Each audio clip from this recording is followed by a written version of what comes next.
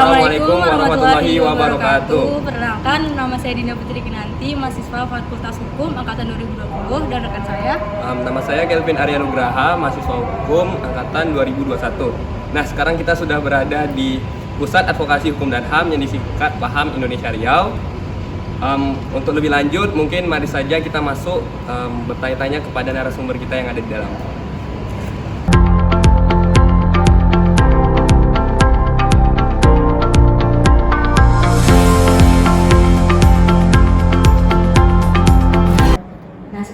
Kita bersama salah satu anggota dari PAHAM Riau. Ya, silakan Kak, kenalkan dirinya.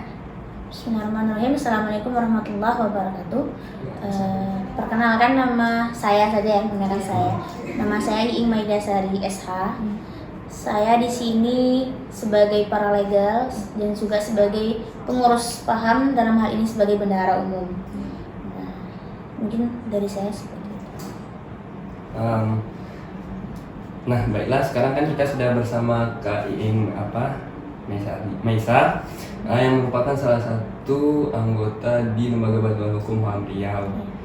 Sebelum kita mengenal lebih jauh apa itu lembaga hukum dan sebagainya, alangkah lebih baik kita mengetahui sejarah terbentuknya PAHAM Riau itu sendiri gimana, Kak?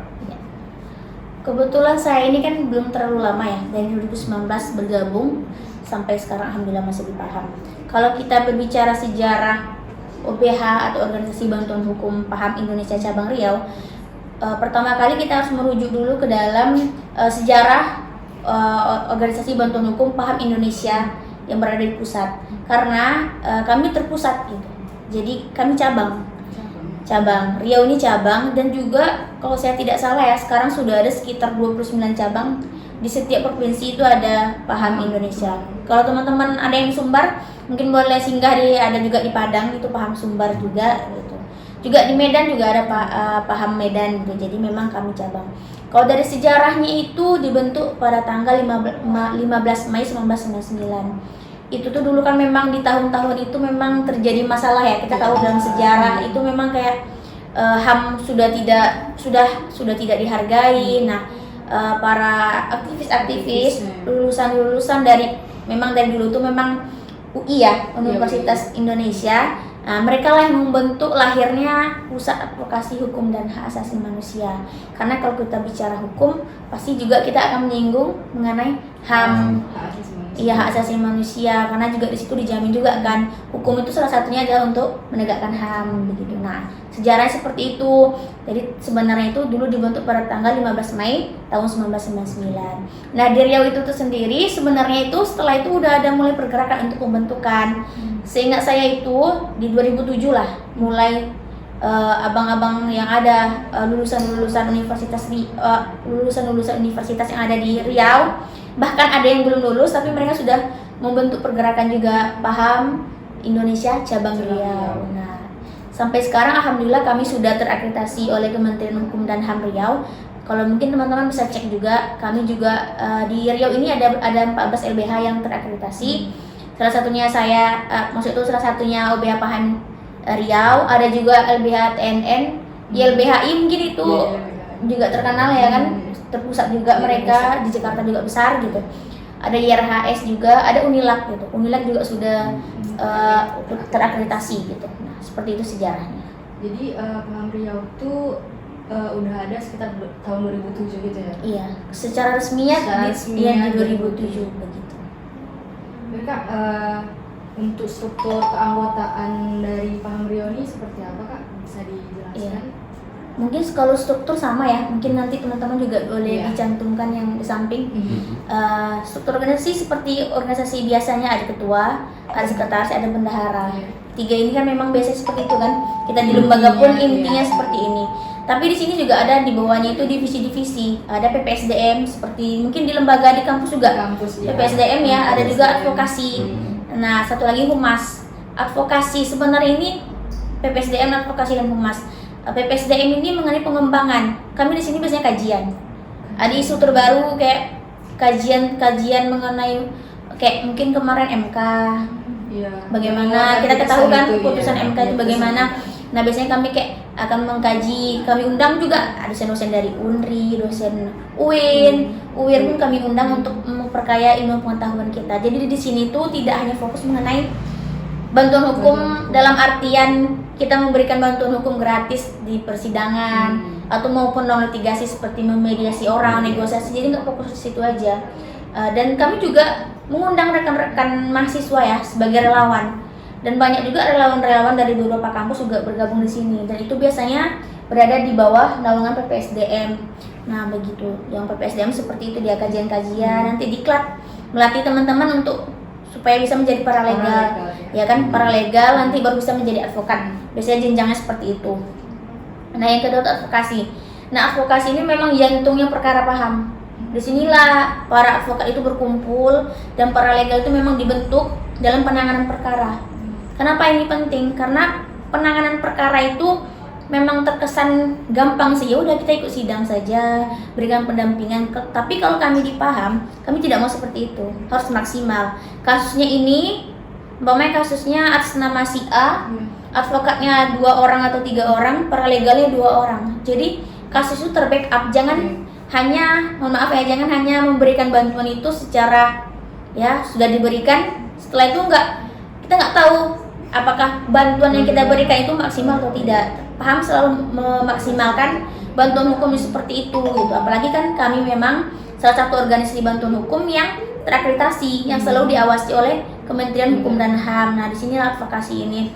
Bidang advokasi inilah yang menyelesaikan masalah-masalah mengenai baik itu yang di persidangan maupun di luar persidangan. Nah, inilah jantung dalam pemberian bantuan hukum itu ada di advokasi. Dan yang terakhir itu bidang kami adalah bidang humas.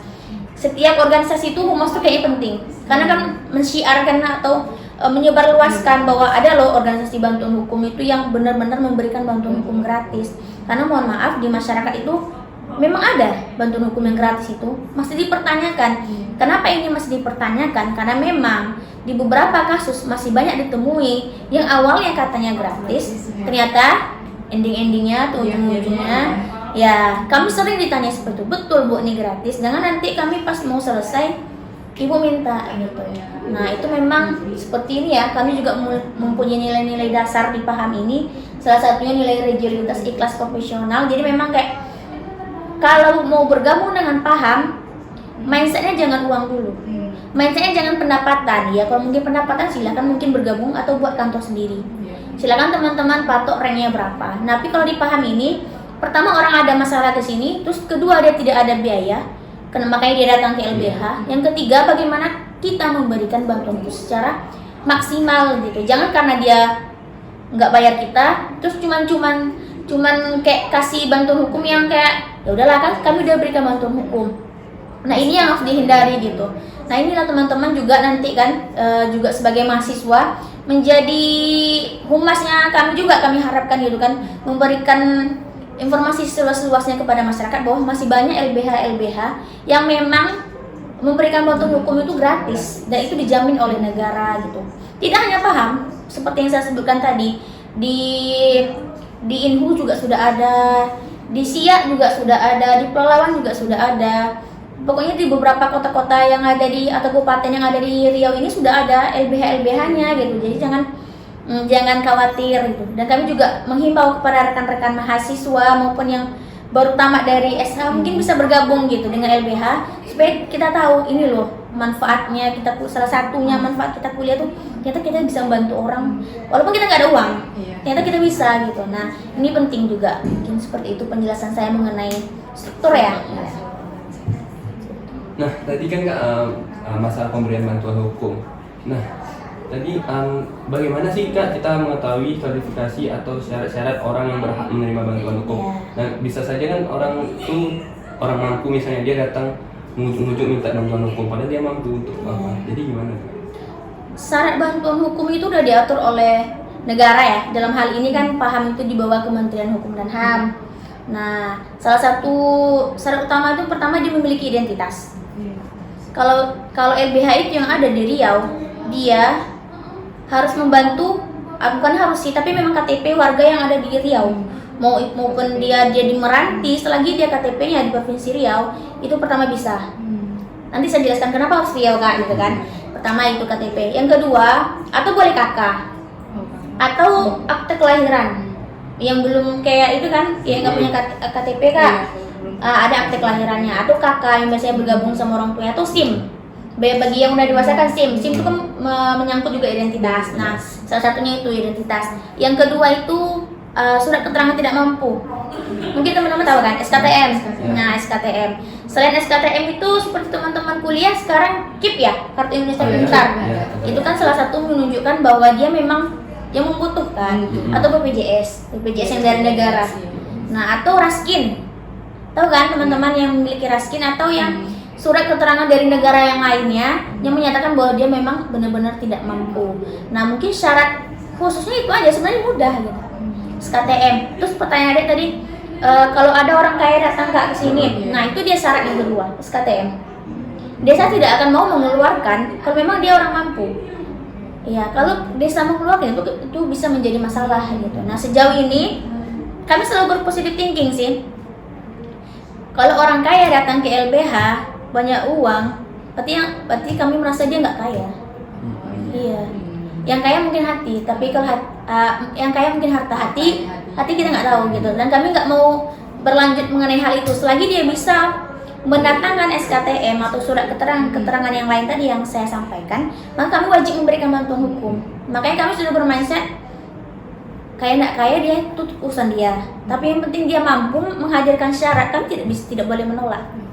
Iya, mau itu bisa dicairkan, mohon maaf, melalui Kementerian Hukum dan HAM ke negara atau tidak, itu urusan belakang. Kami tidak pernah kayak kuota kami cukup nih Bu, jadi kami nggak bisa memberikan bantuan hukum ke Ibu, nggak pernah. Bahkan kami dilarang untuk melakukan hal yang seperti itu. Makanya saya bilang kalau di LBH ini jangan lihat uangnya, tapi kalau ngabdi lah dipahami ini. Nah itu dia, makanya seperti itu. Jelas ya mengenai yang tadi tuh. Nah selanjutnya Kak, kira-kira di Paham Rio ini sudah apa saja kasus yang ditangani dan rata-rata kasus-kasusnya itu lebih ke kasus pidana kah atau keperdataan? Kalau di Riau ini ya, kebanyakan yang kasus, mohon maaf, masyarakat kita yang tidak mampu itu tidak jauh dari ranah pidana. Mohon maaf, seperti narkoba. Paling sering itu beberapa tahun terakhir itu pencurian. Iya, mohon maaf ya, cuman curi ini loh, curi kipas angin, tabung gas, nggak cuma kan kita bicara nilai kan, nggak seberapa kan, tapi efeknya ternyata memang ini gitu. Bahkan pencurian dengan pemberatan memang lebih ke arah pidana. Apakah tidak ada perdata Kak? Ada. Apakah salah satunya kami juga di pengadilan agama mengenai perceraian kami juga bantu, makanya tun pun bisa, semua hal bisa dibantu dipaham. Tapi akhir-akhir ini yang marah itu memang pidana, salah satu narkoba, dan juga kejahatan yang dilakukan oleh anak di bawah umur. Kalau kita bisa cross check di LPKA itu ya, kasusnya mereka itu bukan lagi kasus-kasus yang ringan. Mohon maaf, pencabulan, pencabulan, gitu, pacaran, mohon maaf, sampai mereka melakukan hubungan di luar pernikahan, akhirnya pacarnya itu sama-sama di bawah umur, ya mohon maaf, tidak bisa ini kan, tidak selesaikan, harus berujung di LPKA. Kalau kita bicara miris Kak, miris, kasihan Kak, kasihan. Cuman kan kita negara hukum, semuanya diatur, walaupun kita masih di bawah umur, tapi ada tetap dikenakan, walaupun dikurangi dari hukuman yang seharusnya. Nah seperti itu. Kalau dipaham sejauh ini kasus seperti itu. Kasus apa lagi Kak? Ada laka lantas, ada waris. Jadi nggak hanya ada terakhir kami juga kasus ini di Petun. Pemilihan kepala dusun di Kampar. Jadi yang menang dia tapi yang diangkat orang lain. Nah, ini kan sebenarnya kan Petun ini kan harusnya ada uangnya loh Kak. Ini kan calon kepala dusun. Dan kami nggak melihat dari sisi itunya. Selagi dia bisa melahirkan SKTM, kami dampingi. Alhamdulillah terakhir akhirnya dia diangkat setelah putusan banding. Karena lawan yang banding lagi tetap dimenangkan. Dan alhamdulillah sekarang beliau, karena memang ini hak kan, sesuatu hak itu harus dijemput gitu. Terus juga begini Kak, bagaimana tentang bantuan hukum kalau kita melihat dari segi, kan dia melakukan kesalahan Kak. Saya sering itu ditanyai Kak, tapi kan dia melakukan kesalahan gitu. Kok dia dibantu? Kan negara menjamin setiap orang itu harus sama di depan hukum. Yang kita bela itu bukan kejahatannya, tapi haknya. Dia tetap perlu mendapatkan bantuan hukum, dia perlu di persidangan didudukkan salahnya apa. Jangan nanti salahnya A jadi B jadi C jadi D gitu. Karena kan di dalam agama kita kan memang kalau A ya A saja gitu. Jangan kayak ya tidak berbicara hukum secara negatif ya, tapi memang salah satu bantuan hukum itu adalah supaya tetap menjamin jalurnya keadilan itu sesuai dengan yang seharusnya. Penegak hukum itu kan selain penyidik ada hakim, ada jaksa dan ada advokat, dan mereka itu sama-sama pemberi bantuan, bukan pemberi sih, sama-sama penegak hukum. Nah ini juga perlu ditegaskan. Jadi yang dibela itu bukan kesalahannya, ini perlu juga diluruskan gitu.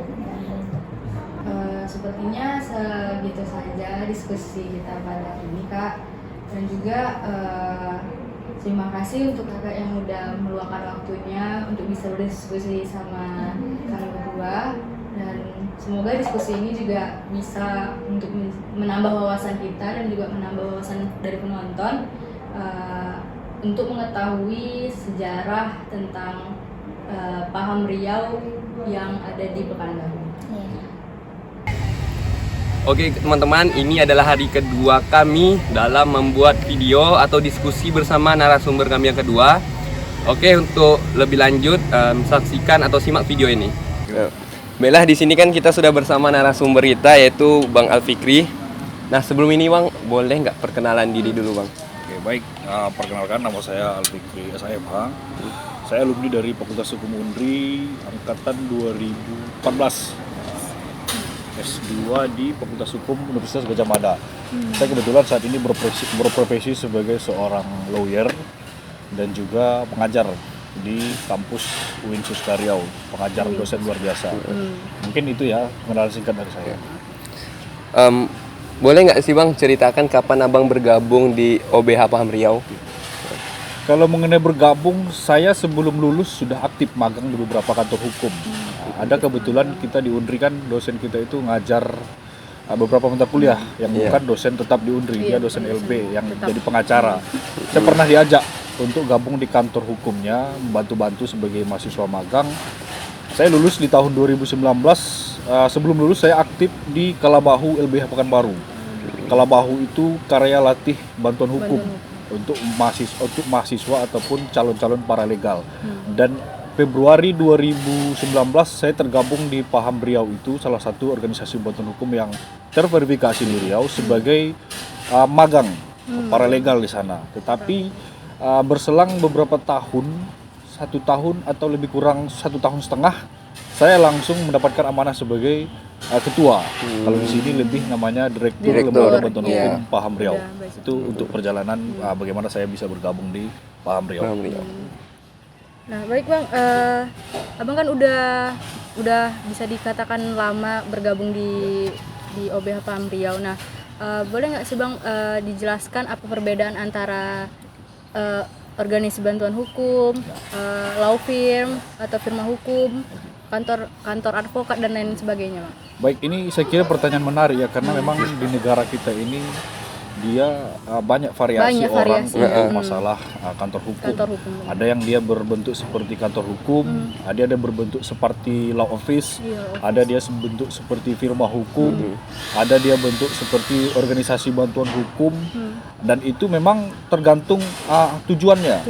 Kalau organisasi bantuan hukum itu namanya LBH ya, kalau tapi di Undang-Undang 16 2011 tentang bantuan hukum, itu organisasi bantuan hukum itu pemberi bantuan hukum secara gratis kepada masyarakat tidak mampu, dan ini merupakan implementasi bagaimana tanggung jawab negara dalam merealisasikan program asas kesamaan di hadapan hukum dan bagaimana memastikan akses keadilan itu dapat dijangkau oleh masyarakat, terutama masyarakat tidak mampu di kalangan bawah. Nah, sedangkan kantor hukum, firma hukum ataupun law office, mereka juga punya orientasi dalam hal memberikan bantuan hukum. Makanya di sini istilah perbedaannya itu pro bono sama pro deo.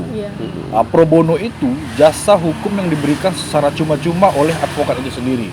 Sedangkan pro deo itu negara yang memberikan garansi dan didasari oleh Undang-Undang 16 2011 tentang bantuan hukum.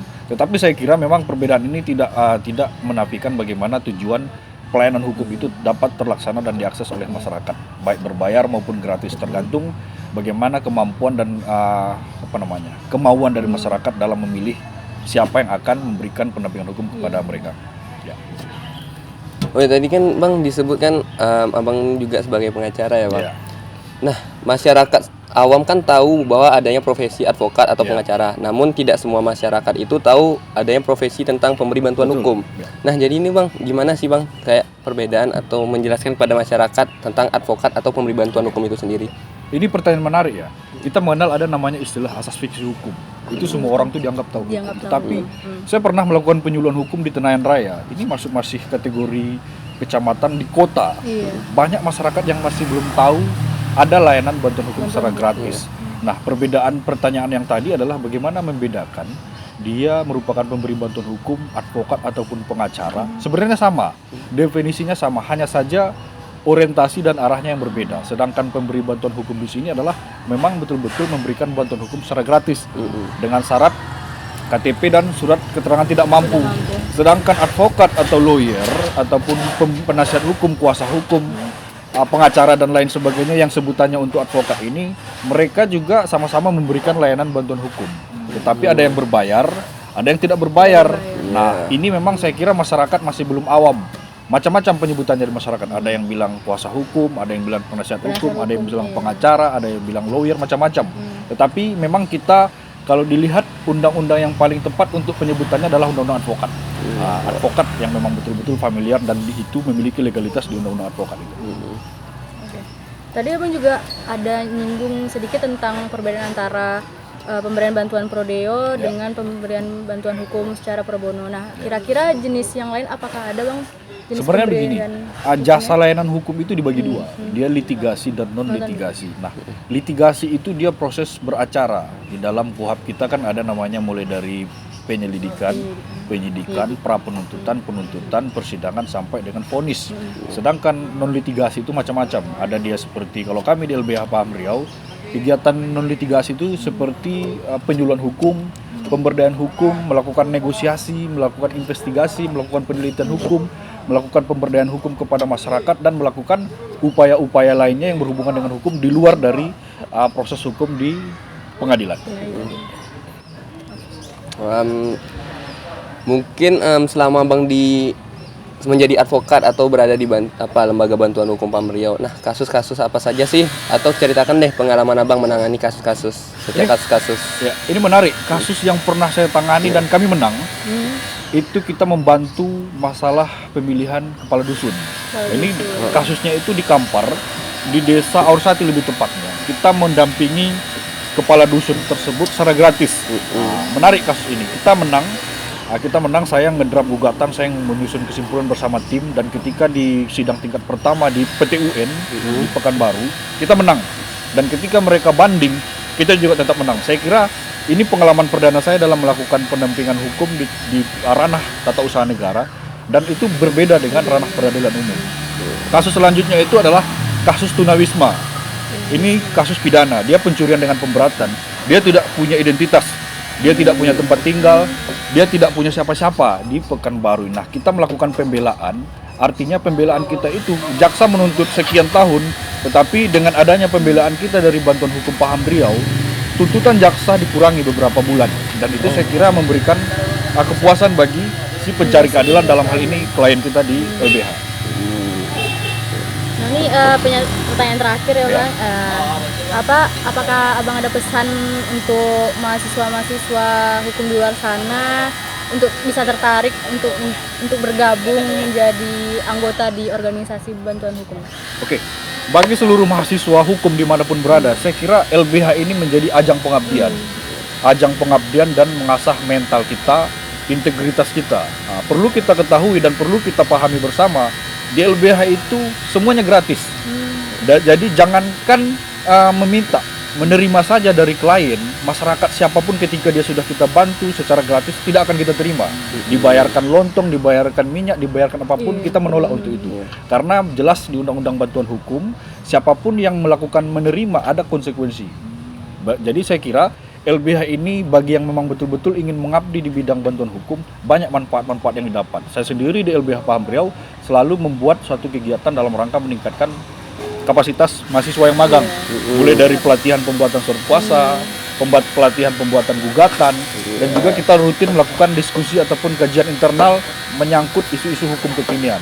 Karena bagi saya, LBH itu dia bukan hanya sekedar pemberi bantuan hukum, baik secara litigasi dan non-litigasi, tetapi dia juga berupaya bagaimana menjadi wadah pemikiran, wadah intelektual bagi para pegiat hukum, terutama calon-calon sarjana hukum yang saat ini masih menempuh studi di Fakultas Hukum agar bisa lebih terasah kemampuan hukumnya. Itu saya kira untuk pesan kepada seluruh mahasiswa hukum.